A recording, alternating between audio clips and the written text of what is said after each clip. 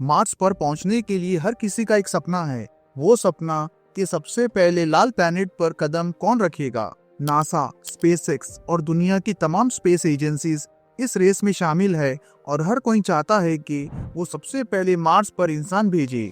लेकिन जब ये रेस तेजी से बढ़ रही है, एक बहुत बड़ा सवाल अब भी जवाब की तलाश में है। जब हम मार्स तक पहुंच जाएंगे तो हम वहां जिंदा कैसे रह सकते हैं। ऑक्सीजन, यही सबसे बड़ा चैलेंज बन गया है मार्स पर जिंदा रहने के लिए, क्योंकि मार्स पर ऑक्सीजन गैस है ही नहीं। नासा का प्लान कुछ खास है। मार्स पर इंसान भेजने से पहले नासा की स्ट्रैटेजी ये है कि वो मून पर एक परमानेंट बेस बनाएं। ये बेस मार्स तक का सफर जल्दी और आसानी से तय करने के लिए एक पहला कदम हो सकता है, क्योंकि मून का डिस्टेंस कम है और वहाँ के मौजूद रिसोर्सेस मार्स के सफर को आसान बना सकते हैं। स्पेसएक्स के फाउंडर इलॉन मस्क ने भी मार्स तक पहुंचने का अपना बोल्ड टारगेट सेट किया है। वो चाहते हैं कि इंसान 2029 तक मार्स पर पहुंच जाए। लेकिन स्पेसएक्स अकेला नहीं है इस रेस में। रशिया और यूरोप की स्पेस एजेंसीज भी मार्स की तरफ देख रही है। ये एजेंसीज सिर्फ साइंस के शौक से नहीं, बल्कि धरती पर क्लाइमेट चेंज के खतरे की वजह से भी मार्स पर इंसान भेजना चाहती है। मार्स के एटमॉस्फेयर में 95% कार्बन डाइऑक्साइड है। अगर ऑक्सीजन ना हो तो इंसान वहाँ जिंदा नहीं रह सकता। तो अब सवाल ये है, मार्स पर ऑक्सीजन कैसे बनाई जा सकती है। इंटरनेशनल स्पेस स्टेशन जो 25 साल से धरती के ऊपर बेकरार है, वहाँ पर पानी रिसाइकल होता है और ऑक्सीजन बनाने के लिए भी एडवांस सिस्टम्स का यूज किया जाता है। मगर क्या इन सिस्टम्स को मार्स पर भी यूज किया जा सकता है।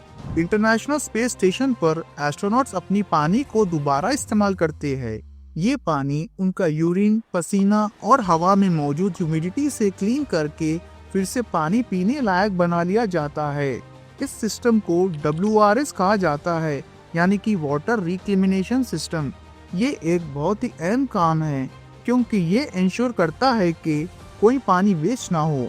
इंटरनेशनल स्पेस स्टेशन पर ऑक्सीजन बनाने के लिए OGS का इस्तेमाल किया जाता है, जिसे ऑक्सीजन जनरेशन सिस्टम कहते हैं। ये सिस्टम पानी को इलेक्ट्रोलाइसिस के जरिए ऑक्सीजन को हाइड्रोजन में कन्वर्ट करता है। ऑक्सीजन को एस्ट्रोनॉट्स के लिए सांस लेने के लिए इस्तेमाल किया जाता है, लेकिन हाइड्रोजन एक बहुत ही हाईली फ्लेमेबल गैस है और इस प्रोसेस में कुछ खतरे भी हो सकते हैं। ये सिस्टम एस्ट्रोनॉट्स के कार्बन डाइऑक्साइड को लेती है और इसे हाइड्रोजन गैस में कन्वर्ट कर देती है, जो फिर फ्यूल की तरह इस्तेमाल किया जाता है। लेकिन इस प्रोसेस की भी अपनी लिमिटेशंस है। क्या इसे मार्स पर भी इस्तेमाल किया जा सकता है, जहाँ कार्बन डाइऑक्साइड पहले से ही बहुत ज़्यादा है और पानी की मात्रा बहुत कम है। इंटरनेशनल स्पेस स्टेशन पर जो ये सभी सिस्टम्स मौजूद है, उन्हें बार बार धरती से रिफ्यूल करना पड़ता है, जो बहुत महंगा और मुश्किल काम है। मगर जब बात मार्स की आती है, जो कि धरती से 225 मिलियन किलोमीटर दूर है, तो ये सिस्टम वहाँ कैसे काम करेगा। मार्स तक सामान भेजना बहुत मुश्किल है, इसलिए नए सॉल्यूशंस की जरूरत है। नासा का परसेवरेंस रोवर, जो कि 2021 में मार्स पर उतरा, अपने साथ एक एक्सपेरिमेंटल डिवाइस लेकर गया था, जिसे मॉक्सी कहा जाता है। मॉक्सी का मतलब Mars oxygen ISRO experiment. Moxie का काम यह है कि वो मार्स की हवा से कार्बन डाइऑक्साइड को निकालता है और इलेक्ट्रोलाइसिस के जरिए उसे ऑक्सीजन में कन्वर्ट कर देता है। लेकिन एक मुश्किल है, क्योंकि ऑक्सीजन के साथ साथ मॉक्सी कार्बन मोनोऑक्साइड भी प्रोड्यूस करता है, जो कि बहुत ज्यादा टॉक्सिक है। इसीलिए इसको बहुत ध्यान से मैनेज करना पड़ता है, ताकि सिस्टम को कंटेमिनेशन से बचाया जा सके। अब तक मॉक्सी ने सिर्फ छोटी मात्रा में ऑक्सीजन प्रोड्यूस किया है, सिर्फ 122 ग्राम, जो कि एक इंसान को सिर्फ 35 घंटे तक जिंदा रखने के लिए काफी है।